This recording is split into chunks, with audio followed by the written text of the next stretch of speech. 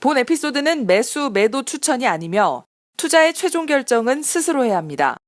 선거 이야기를 좀 드릴게요. 3월 말에 올렸던 비밀노트에 되게 비슷한 이야기를 이미 언급을 드렸어요. 선거랑 관련해서 제가 코멘트를 드린 게 있는데 지금 선거 결과가 거의 반 이상 나왔기 때문에 관련해서 그 부분은 그냥 이야기를 해도 괜찮을 것 같아서 말씀을 드리자면, 개인적으로는 저는 약간 선거랑 투자가 크게 연관성이 없으면 제일 좋겠다라고 싶어서 그런 걸 가급적 피하려고 하거든요. 그래서 테마주 같은 경우도 찾아서 투자하는 경우는 일단 없다고 보시면 되는데, 이번 같은 경우는 밸류 프로그램이 거의 지금 여당에서 선거 전략적으로 채택을 하면서 여당이 어느 정도 해주느냐에 따라서 밸류 프로그램이 그런 지금 국회의원을 뽑는 거잖아요. 그러니까 입법부에서 할 수 있는 그런 것들의 역할이 어느 정도까지 할 수 있느냐, 이런 부분이 정해질 수 있기 때문에 그 부분이 좀 피곤하게 되는 거에 대해서 좀 안타깝게 생각한다는 말씀을 드렸는데, 근데 그럼에도 불구하고 전 기본적으로 그런 거 영향을 안 받았으면 좋겠는데 영향을 안 받을 수 없는 상황인데, 이제 여론조사나 이런 거에서 좀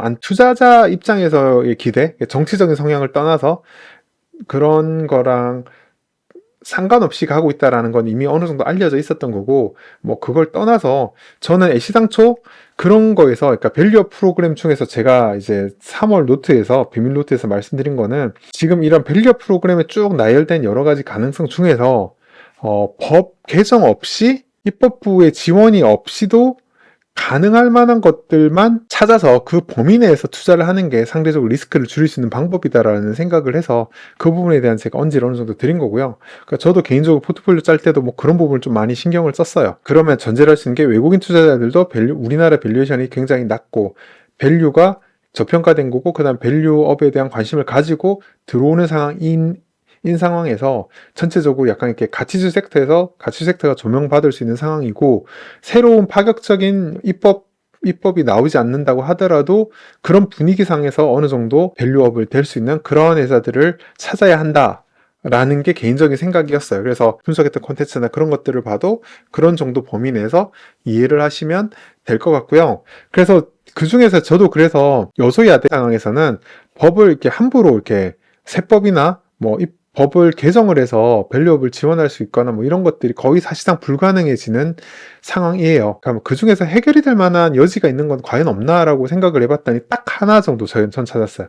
하나 찾았어요. 그래서 요 이야기를 한번 드리려고 하는데, 여기도 들어보면 그렇게 막 미적지근 하긴 해요. 미완료 소득이라 그래서, 이거 제 책을 읽어보신 분은 아시겠지만, 제 책이 이제 2016년에 만들어졌잖아요. 그래서 그때 이제 초이노믹스 해가지고 그 책 내용 중에 배당금에 대해서 배당을 확대하는 기업에 있어서는 현금 유보에 대해서 추가로 이렇게 세금을 때리면서, 그러니까 배당을 늘리거나 임금을 늘리거나 투자를 늘리거나 요런 것들을 하는 회사들에 대해서는, 그러니까 법인세 부담을 경감을 시켜주겠다라는 법이 환류세제, 미완류 소득, 요런 법이 있었는데, 거기서 이제 딴 회사들이 다 배당으로 들어가니까 배당을 뺐어요. 그 미완류 소득에 대한 세금에 대해서 배당이 빠졌거든요. 그러면서 그렇게 된 거기 때문에, 그래서 저는 그게 3년하고 없어진 줄 알았더니 그게 한 2년인가 3년인가 아니라 계속 갱신을 하고 지금까지 살아있더라고요. 그래서 살아있는 거라서, 그러니까 법을 그냥 통으로 개정해야 되는 거면 지금 여소야대에서 바꿀 가능성 거의 없다라고 보셔도 될 것 같아요. 지금 현재 포지션을 봤을 때. 근데 다만 이게 미완료 소득에 대한 법 있잖아요. 배당은 빠진 상태. 그러니까 배당을 더 내면, 배당을 더 줘봐도 법인세는 추가적으로 내야 돼요. 그러니까 투자할 돈을 빼서 배당을 더 줬다. 그러니까 쓸데없는 데 투자를 하면 법인세를 경감시켜줬는데, 그러니까 주주 자본주 입장에서 나쁜 거잖아요. 그러니까 쓸데없는 데 투자하지 말고 배당으로 돌려라라고 해서 요구해서 배당으로, 그러니까 투자를 좀 쓸데없는 투자를 줄이고 배당을 늘렸다라고 하면 법인세를 좀 더 내야 되거든요. 그러니까 이런 게 현재 밸류업 프로그램이 문제가 있으니까, 요걸 좀 배당도 이렇게 법인세를 부담을 줄여주는데 포함을 시켜줬으면 좋겠다, 인 건데, 이게 법이 개정이 쉽지 않아 보이잖아요. 근데 재밌는 건 뭐냐면, 얘가 2025년에 법이 끝나요. 그러니까 끝나서 이거 연장을 시켜줘야 되거든요.